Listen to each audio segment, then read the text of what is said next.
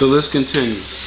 Let me ask you a question about Northern. You say, was Northern a co-ed school? No.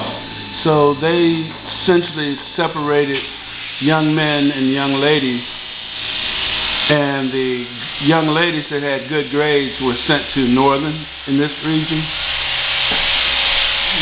Yes, for a period of time. And then what they started doing, they sent young ladies to what you call Eastern High School, and then they were sending guys, used to be all guys schools, to City College. So therefore, mind you, you still had to have a certain grade level to get in those schools. But like I said, for the foremost, they will send you to Hampstead Hill through the busing, and no one knew about Hampstead Hill during this particular time. No one knew about Home Run during this particular time as far as educational wise. We knew about them, but it was predominantly white. So your friends that went to those schools at that time, did they seem to have any particular advantages over the ones that didn't go to those schools?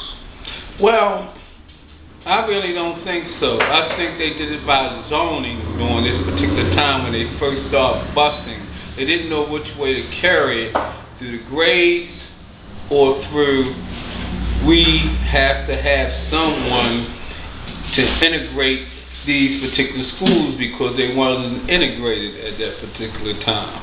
So so the parents at that time, your mother, others, neighbors, they felt, number one, that they didn't have any notice, essentially.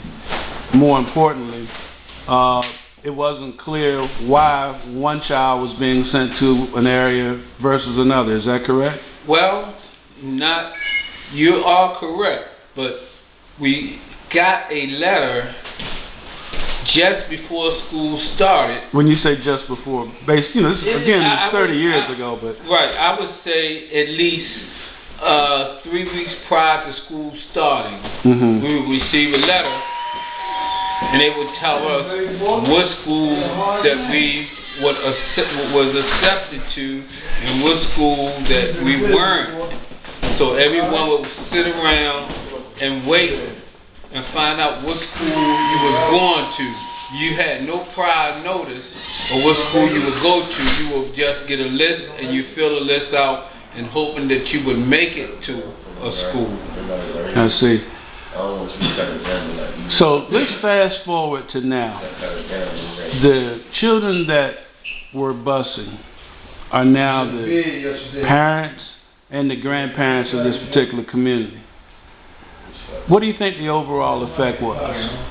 The overall effect was that I didn't think it worked to the extent that the school system wanted it to. Reason why is that you wasn't informed up front. People weren't prepared up front. If the knowledge that they had that their child was going to be sent to this school, maybe they could have been more prepared.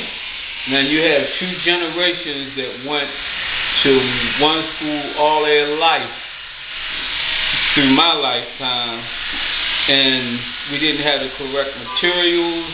We had to deal with what we had to work with, but some of them overcame just because of home teaching and whatnot. But for the foremost, I would say busing during that particular time wasn't a good idea because no one knew what busing was until they started busing.